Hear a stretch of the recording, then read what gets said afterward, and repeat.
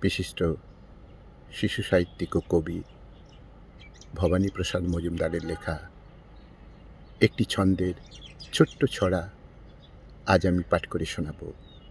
ছড়া সে জানত, সে মানত। শুরু করছি।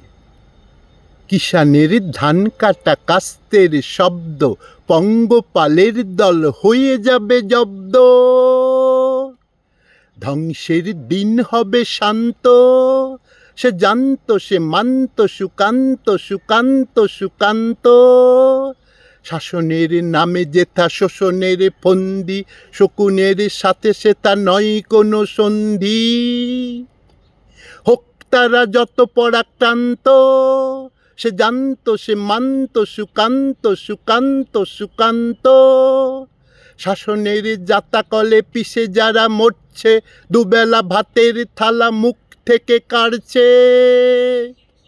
স্বৈরচারীরা পথভ্রান্ত, সে জানত, সে মানত। সুকান্ত, সুকান্ত, সুকান্ত। শোষিতেরা চিরকাল লড়ছে তো লড়বেই, শোষকেরা দিকে দিকে মরছে তো মরবে। অত্যাচারীরা হবে ক্ষান্ত, সে জানত, সে মানত। সুকান্ত, সুকান্ত, সুকান্ত।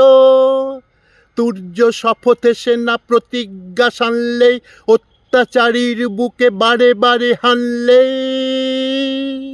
কেটে যাবে পৃথিবীর ধ্যান্ত, সে জানত, সে মানত। সুকান্ত, সুকান্ত, সুকান্ত।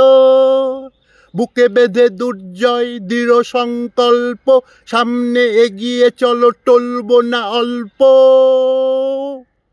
আমরা হব না কভু ক্লান্ত, সে জানত, সে মানত। সুকান্ত, সুকান্ত, সুকান্ত।